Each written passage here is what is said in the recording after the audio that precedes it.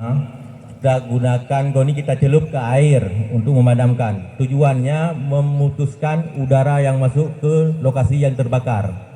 Nah, jadi seperti APAR tadi, itu fungsinya adalah menyerap oksigen yang ada di udara sehingga tidak terjadi kebakaran selanjutnya. Jadi api akan padam kalau oksigen tidak ada di udara.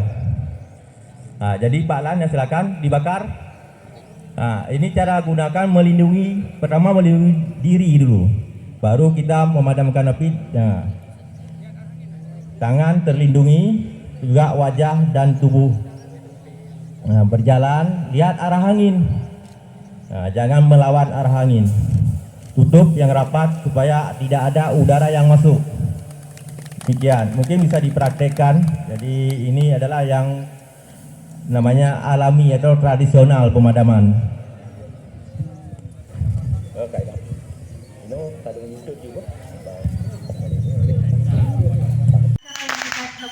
Yaitu simulasi kebakaran yang akan dilakukan oleh tim pemadam kebakaran Pos Utara Kabupaten Bir dalam rangkaian upacara Hari Ulang Tahun dan Keseharian ke-104 tahun 2023.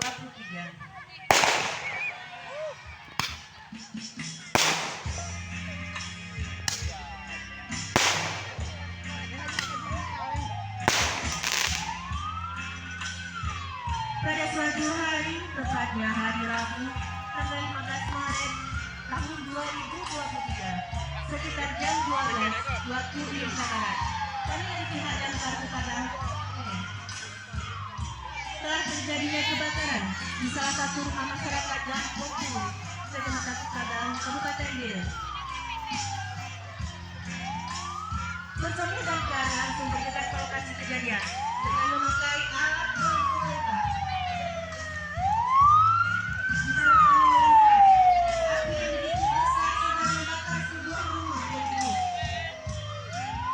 dan kami pun segera mengevakuasi barang